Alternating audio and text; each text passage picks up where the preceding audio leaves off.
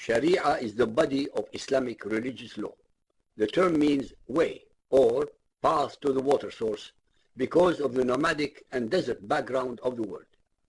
It is the legal framework within which the public and private aspects of the lives of the followers of Muhammad are regulated for those living in a legal system based on Muhammadan Muslim principles of jurisprudence as well as for Muhammadans living outside the domain. Sharia deals with most aspects of day-to-day life, including politics, economics, banking, business, contracts, family, sexuality, hygiene, and social issues.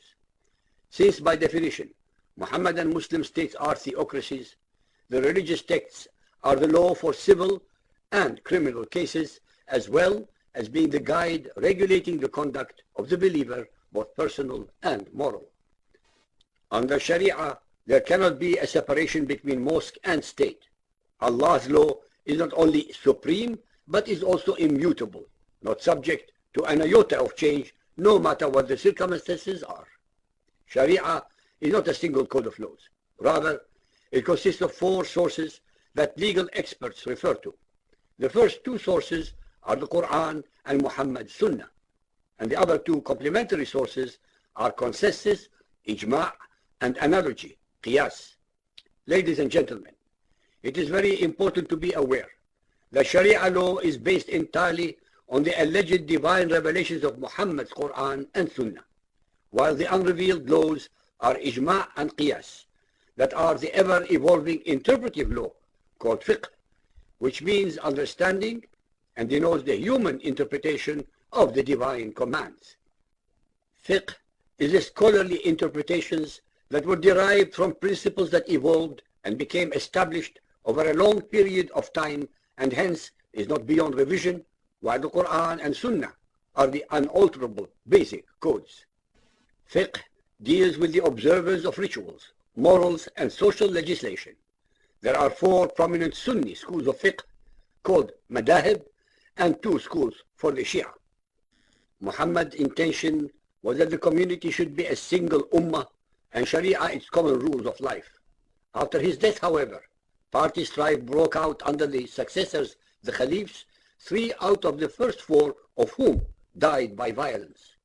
Under the 4th Khalifa, Ali ibn Abi Talib, Muhammad's cousin and son-in-law, he married his daughter Fatima. The community was torn in 2. The legitimists, who held that the succession should remain in Muhammad's family and that Ali should have been the first Khalifa, have developed into the Shia sects, which are still in a minority group of 15% in Muhammadan Islam. The great mass of Muhammadans, however, 85%, represent the Sunni sects, ruled over at first by the caliphs of the Umayyad dynasty reigning in Damascus, and then by the Abbasid dynasty reigning in Baghdad, until the caliphate was taken over by the Ottoman Turks. After the death of Muhammad, Sharia continued to undergo fundamental changes, especially beginning with the reigns of Khalifa Abu Bakr 632-34 and Umar 634-44, under whom the Arabs were creating an empire and during which many matters requiring decisions were brought to the attention of Muhammad's closest companions for consultation. In AD 662, during the reign of Muawiyah bin Abu Sufyan, life ceased to be nomadic and undertook an enormous urban transformation which created conditions not originally covered by Sharia. Every change in Muhammadan society required new rules and regulations that played an active role in developing Sharia, which branched out into fiqh and qanun respectively. So-called believers and unbelieving kuffar, be aware that although there are serious differences between Sunni and Shi'i understanding of what Sharia rules are, there are no disagreements whatsoever regarding how to treat the female Muhammadan Muslims, nor how to treat people of other faiths under Muhammadan Muslim rule, the so-called Islamic State. Let me give you one sample example of how methodically and relentlessly Muhammadans insinuate their Sharia into the institutions of our democracies through many well-meaning but utterly ignorant leaders of ours. Last year, for example, in the United Kingdom, the Sharia ignoramus Archbishop of Canterbury Dr. Rowan Williams, the head of the worldwide Anglican communion of 80 millions, without even bothering to consult women's groups dealing with Muhammadan Muslim domestic violence across communities, spoke in favor of Sharia.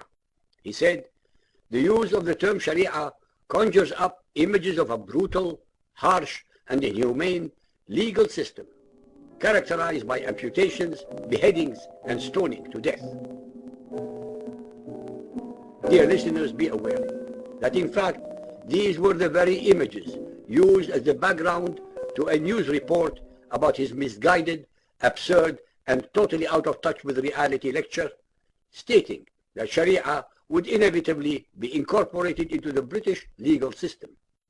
With such grim and sickening images of Sharia executions on the minds of the viewers, it is little wonder that the call made by Williams to consider ways of accommodating Sharia law in certain areas of dispute resolution, in particular family law in the United Kingdom, was received with such animosity.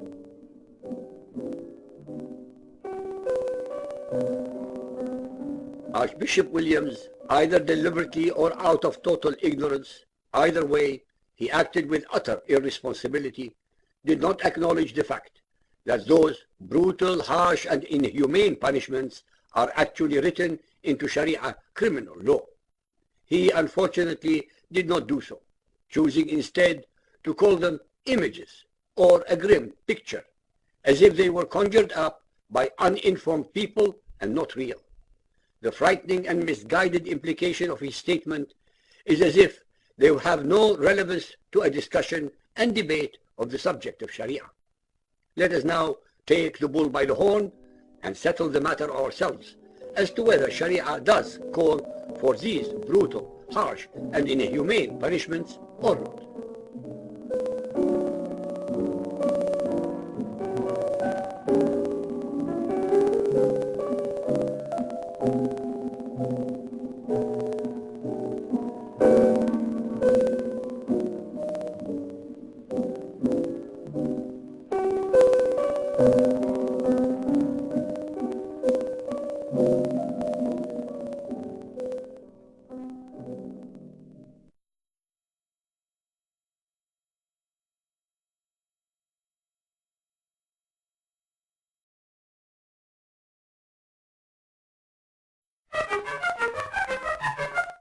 Uh-oh. Before continuing, we feel duty-bound to warn you. Wherever Sharia law is implemented, the inevitable result, by its very nature, must be a primitive, barbaric, and highly discriminatory society. These backward societies encourage and delight in routine, collective violence that is always extremely cruel and often intentionally fatal against defenseless and helpless individuals. During this video, we shall very briefly show several photographs of such atrocities purely to illustrate the specific points we are making and to have you in no doubt that these are the very real consequences of Muhammadan Islam in action wherever Sharia is allowed to assert itself anywhere in the world. If you prefer not to be confronted with the reality of Muhammadan Muslims obeying Allah's and Muhammad's extremely violent injunctions, then please feel free to listen only.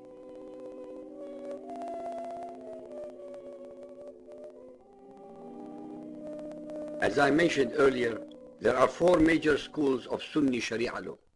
They agree with each other most of the time, so much so that there was never a war started because of these differences. For most of the last 1,100 years, Sharia has been basically unchanged. Although there are differences between Sharia and the laws of various Muhammadan Muslim states, which can vary in their implementation, nonetheless, this implementation does not change the basic nature of Sharia.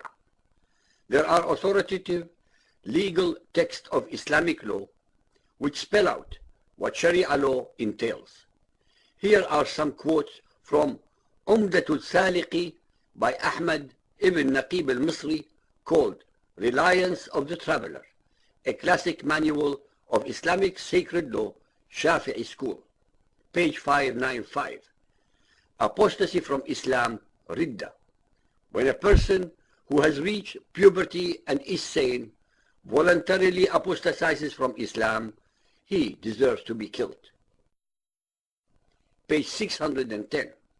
The penalty for fornication or sodomy.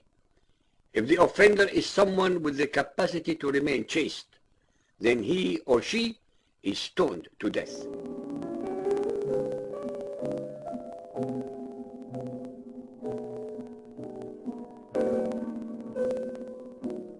Page 613. The penalty for theft. A person's right hand is amputated, whether he is a Muslim, non-Muslim subject of the Islamic State, or someone who has left Islam.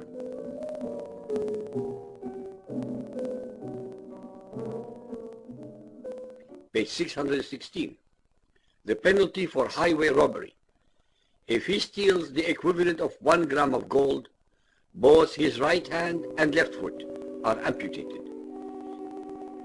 If the highwayman robs and kills, he is killed and then left crucified for 3 days. Page 617. The penalty for drinking. The penalty for drinking is to be scourged 40 stripes with hands, sandals, and ends of clothes. It may be administered with a whip, but if the offender dies, an indemnity is due for his death. These laws have never been removed from the books, and they can be enforced at any time and place. The Sharia is considered to be a valid source of law. In addition, there is clear and present evidence that these barbaric, cruel, and unusual practices are still very much alive.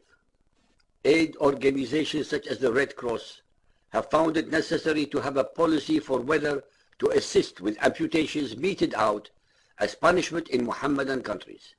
Stoning are being carried out by the legal system of Nigeria, Iran, Afghanistan, and elsewhere. Besides the inhumane rules there in Sharia, it also blatantly and very clearly discriminates against the female believers of more than 700 million souls, as well as all so-called unbelieving kuffar, 80% of humanity of over 5 billion human beings. These believing females have no personal freedom since they are utterly at the beck and call of their males, whether they are their fathers, brothers, relatives, or husbands. They must obey them or else can be beaten up or worse. Their husbands determine who their friends can be and even if they are allowed to visit their parents. Sexually, they must have sex with their husbands whenever his need arises, at any time, any manner, and any place. The husband can divorce them at will, but they can divorce him with his permission. All issued children are the property of the husband, not the wife. The females are not to be educated to a high standard, since their primary function is to keep the home, serve their husbands, procreate, and raise the children. They are not allowed to drive unaccompanied. The witness of 2 women is required in cases of evidence because women are considered to have half the faculties of men. In cases of rape, the woman is invariably accused of bringing it upon herself and hence is accused of adultery and stoned to death. She must cover herself except for the face, and in many other states, even the face and the eyes are also covered. Under Sharia in Afghanistan, for example, women are not allowed to work in any field except the medical sector. The Islamic law of Afghanistan does not allow the employment of women in government, departments, or international agencies. Women should not go outside their residences with the exception of those working in the medical sector. Sharia also places restrictions on what women can wear and whom they can see. It forbids women from wearing jewelry and makeup and from making noise with their shoes when they walk. If a woman does work outside the home, she is forbidden to sit beside the driver when traveling to and from work. Stylish dress and decoration of women is forbidden. The sordid list of humiliations and degradations against the believing females is almost unending. The females of the human species, whether they are believers or unbelievers, are considered just a small step higher than a domestic animal. Sahih al-Bukhari Hadith 1.493, narrated by Aisha. The things which annul prayer were mentioned before me, and those were a dog, a donkey, and a woman. I said, you have compared us, women, to donkeys and dogs. She was addressing Muhammad. Now I shall address what Sharia harbors for peoples of other beliefs. Unbelieving kuffar, 80% of humanity, are only tolerated since they are not considered equal human beings. Christians, Hindus, Zoroastrians and Jews cannot be witnesses against a Muhammadan Muslim because their oath on their holy books is null and void, since the Muhammadans consider their books corrupted and hence unworthy of respect.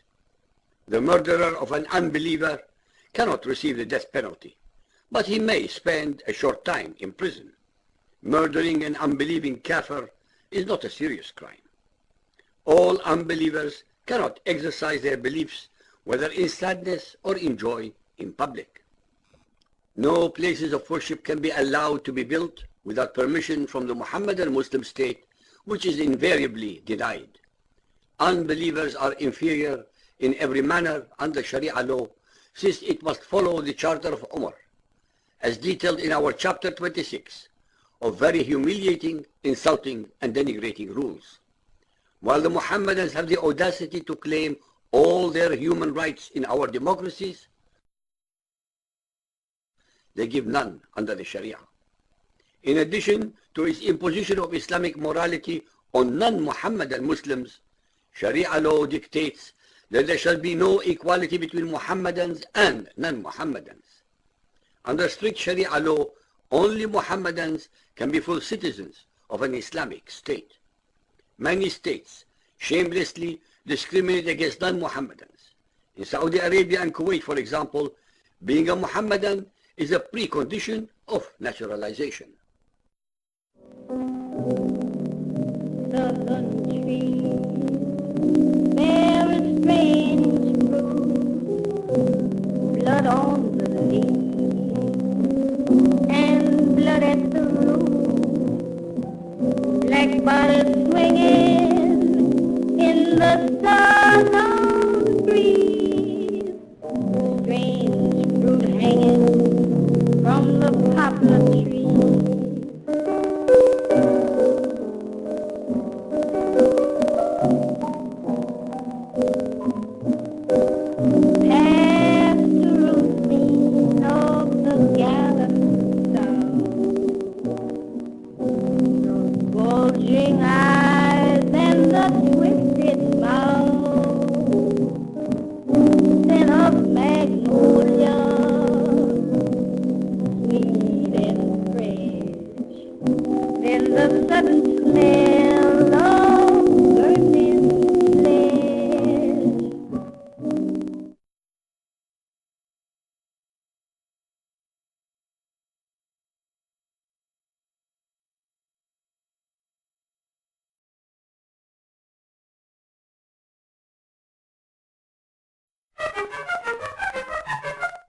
Uh-oh.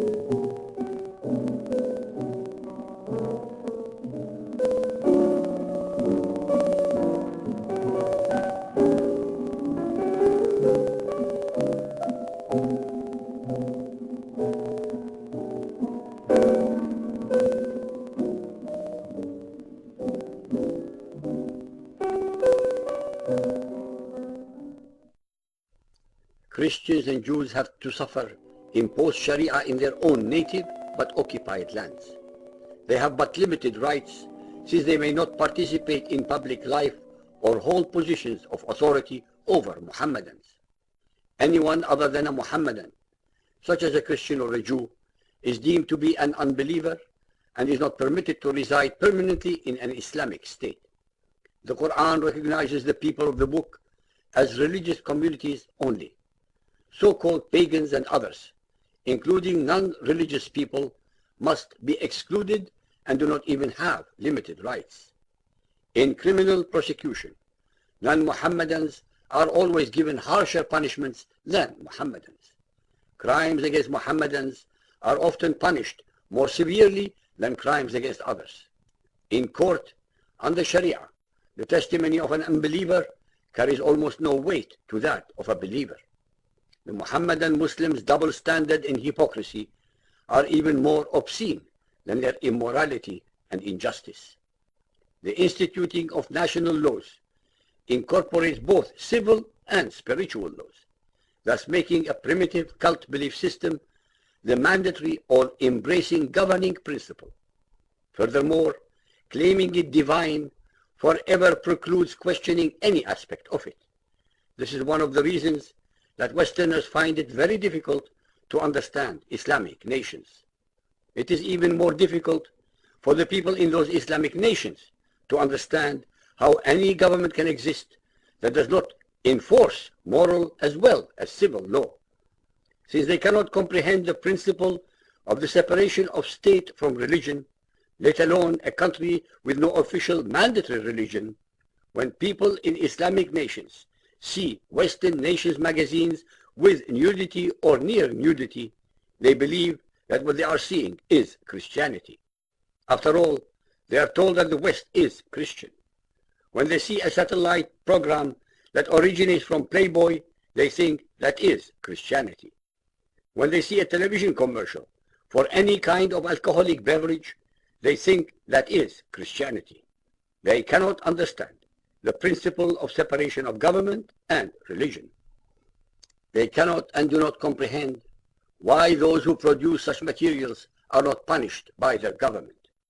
Muhammadans are convinced that Sharia is not something the intelligence of man can improve or disprove, as they delude themselves into thinking that their laws were dictated verbatim by Allah. Hence, for the followers of Muhammad, these laws must all be accepted unquestioningly, irrespective of the consequences, since they are considered by them to be the will of Allah.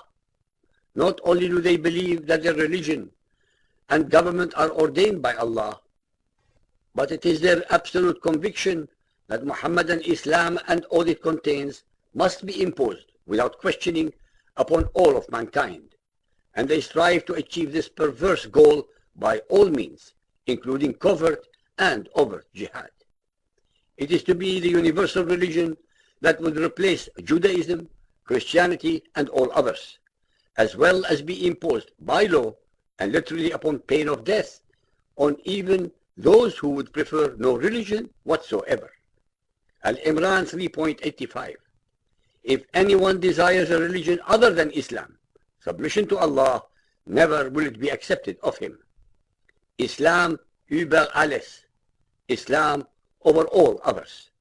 While Muhammadans may vehemently deny the previous statements, they are in fact and in reality more than willing to replace other religions, first by conversion, otherwise by suppression, and finally by armed conflict. In the Philippines, for one example, there is a growing Muhammadan population that is agitating for the institution of Sharia law. They have not hesitated to use violence and terror to try to implement their beliefs. Muhammadan Muslims blatantly and falsely claim that there is freedom of religion under Sharia.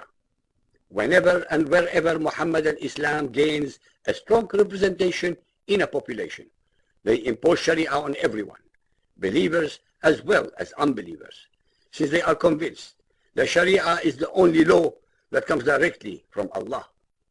For yet a different example, this is exactly what is happening in the territories controlled by the Palestinians, whether in Gaza or the West Bank.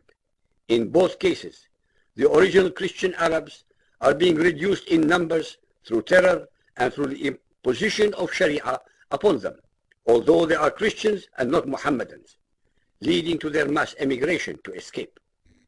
In the multicultural world of which we are now part, there can no longer be any justification for discrimination on religious grounds. Imagine the house of protest if Mohammedans living in the West were to be treated formally and officially as second-class citizens under the law. One of the greatest lessons that they can learn from the West is the idea of secularity, that is, the implementation of neutral laws that discriminate against no one and are subject to constant revision, correction, and improvement. Hence, so-called believers and unbelieving kuffar, please tell me, why exactly should we believe those who say they could implement Sharia family law only without opening the door to the criminal law with its cruel and unusual punishments? If we legitimize Sharia as a source of law, what exactly would stop Orthodox Mohammedans from wanting and indeed demanding the whole thing? The historical pattern of Mohammedan Islam shows us that when a nation gains a sufficiently large Mohammedan Muslim population, they will begin to agitate for Sharia to be implemented. All those who support civil liberties, all Mohammedan Muslim women in our democracies, and all feminists around the world should stand shoulder to shoulder in opposing vehemently even the idea of implementing Sharia law in any form, anywhere in our democracies. Dear listeners, I'm going to address two instances of racism that concern the black people specifically, about which most of you may know very little. The first case is the United States of America, where up to the late 60s, in what was supposed to be a great democracy, racism against black people especially was both institutionalized and constitutionalized. That is, it was legal under the law to discriminate against blacks. For example, they were not allowed to stay in hotels for whites, not allowed to use the same bathrooms or swimming pools. Whites and blacks could not go to the same schools, nor even be treated in the same hospitals. Blacks had to stand in buses at the back, while whites could sit at the front. It mattered not if the black person was aged, very young, or disabled. Famous black artists were also segregated, humiliated and insulted if they attempted to go to a hotel. In many states, they were even barred from appearing with white artists. The abominable list was almost endless, all because of their color. During the 60s and thereafter, a huge backlash by mostly white people who would no longer tolerate such blatant racism in the United States supported the non-violent black liberation movement. The struggle was very bitter, and many blacks and whites were murdered by die-hard racists. Nonetheless, slowly and inexorably, the struggle for the soul of America succeeded in abrogating all overtly racist laws in all of the American states. The same has been true in almost all other parts of the world, with the one glaring exception.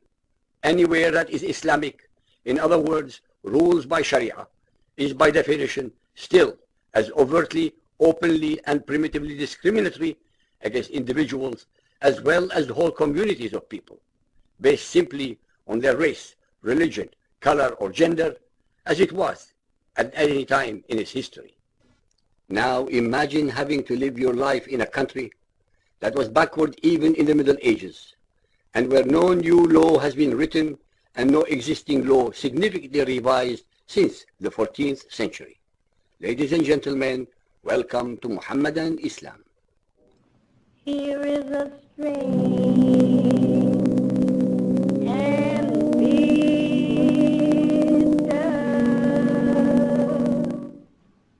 cry.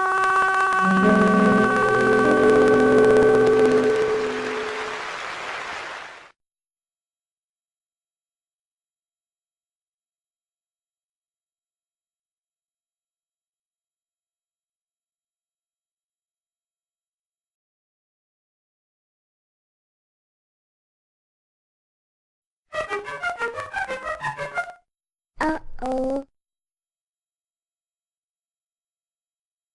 Towards the end of the previous section, Part 211C, I briefly described the way in which both institutionally sanctioned racism and specifically racist laws against black people in America were largely defeated by a popular movement of human rights activists, passionately supported by a very considerable number of white people as well as the black people themselves. Many of them were, as we have already said, inspired by the highly relevant music Strange Fruit that was made particularly famous by the wonderful and emotionally charged singing of Billie Holiday. Southern tree, bear a strange fruit, blood on the leaf, and blood at the root, black bodies swinging in the southern breeze, strange fruit hanging from the poplar tree.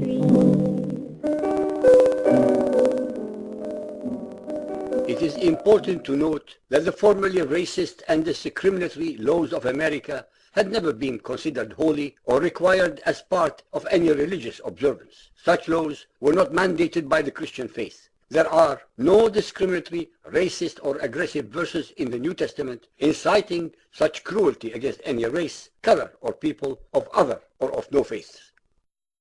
As promised, I shall now talk about a second, more recent success story against institutionalized racism and blatantly racist laws that had caused so much human misery and had previously seemed unassailable. Free Nelson Mandela. Free Nelson Mandela. It is the case of South Africa's apartheid system, which was also overturned.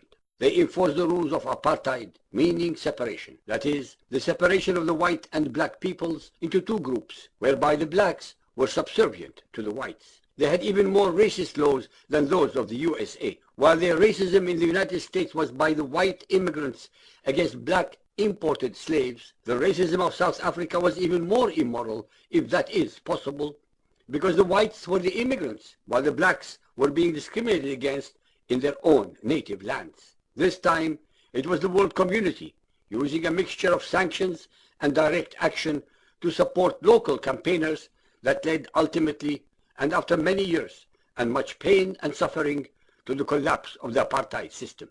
Finally, the black South African people were able to take charge of their own government and at least free it from those many racially discriminatory and repressive laws that had been ruthlessly imposed upon them by foreigners. Once again, the racist laws of apartheid were not believed to be sacred or ordained by the Christian religion, but were actually created by bigoted and self-interested people merely to suppress and control another human group.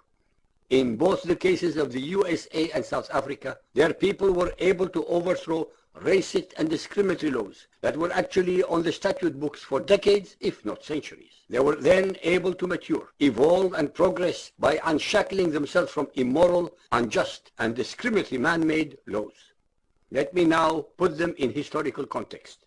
American slavery started with the Spaniards after 1492 and continued until the American Civil War that ended slavery in 1865. This, of course, did not stop racial discrimination till the early 1970s. Hence, institutionalized racism in the USA lasted approximately 500 years. I would like to point out to you that the American Civil War fought over the issue of slavery. 1861 to 1865 caused the death of almost 618,000 mostly white Americans, a figure that easily exceeds all the losses of the USA in all its subsequent wars put together. Racial segregation in South Africa began in colonial times, late 19th century, but apartheid as an official policy was introduced following the general election of 1948 till 1994. Hence, the total period of racism against blacks in Africa did not last more than 200 years. I would like now to share with you a racism and discrimination on a much more colossal scale than that of the Americans and Europeans combined. It is the racism and discrimination of the Arabs and Mohammedan Islam. It is a fact that slavery has been practiced in Africa as well as in other places in the world throughout recorded history. But the magnitude that I shall be revealing to you as practiced by the Arabs and Mohammedans is truly mind-boggling. Between the 7th and 20th centuries, Arab slave trade took an estimated 18 million slaves from Africa via Trans-Saharan and Indian Ocean route. Between the 15th and 19th centuries, the Atlantic slave trade took 7 to 12 million slaves to the New World. Please be aware, as we have clearly demonstrated in our chapter 20, Islam and African slavery, that the Arabic name for the black Africans is the plural, abid, meaning slaves. In other words, all black peoples are identified as slaves, abid, whether actually free or not.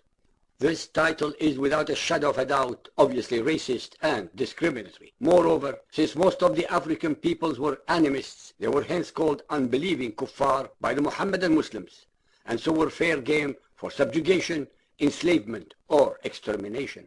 By the way, this is the prerogative title used by racist South African whites when addressing a black person as kafir, which is the insulting Arabic singular for a native African in addition to their generic term of abd or slave. Now, in the 21st century, we watch with horror and disgust its continuing legacy where light-skinned Arabized Muslim Sudanese are slaughtering, raping, and terrorizing black Muslim Sudanese in Darfur. This is most definitely not religious discrimination, since both sides are Muslims, but is pure racism. The British Empire outlawed the slave trade in 1807 and abolished slavery in 1833. Between 1808 and 1860, the British West Africa Naval Squadron seized approximately 1,600 slave ships and freed 150,000 Africans who were on board. So-called believers and unbelieving kuffar, be aware that in 52 years, the average number of slaves freed is 2,884 per annum. One would think it is a small number. But the naval squadron was catching at most 5% of all the sea-bound traffic. Hence the number of slaves that were not freed must have been around 57,000 per annum, totaling almost 3 million unfortunate human beings. At all times, ladies and gentlemen, you should keep in mind that the people who were capturing, gathering, herding, transporting, and selling these wretched human chattel from the heart of Africa to its shores were Arabs and black Muslims. Now I shall let Muhammad's Quran indict itself with its discriminatory, hate-mongering, war-mongering, and racist verses. Al-Imran 3.56. As for those disbelieving infidels, Jews, Christians, and pagans, I will punish them with a terrible agony in this world and the next. They have no one to help or save them. Al-Ma'idah 5.17. In blasphemy, kafara, indeed are those that say that Allah is Christ, the son of Mary. Al-Ma'idah 5.51. O ye who believe, take not the Jews, Yahud, and Christians, Nasara, for your friends and protectors. They are but friends and protectors to each other. And he amongst you that turns to them for friendship is of them. Al-Tawbah 9.29.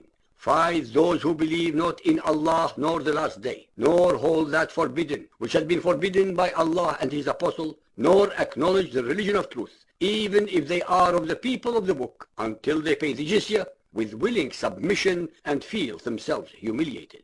For those ignorant people among the followers of Muhammad who have not read, let alone studied the Quran, this verse alone was and is a unilateral declaration of war by Muhammad against the Jews and Christians, as well as all other human beings who do not believe as he does.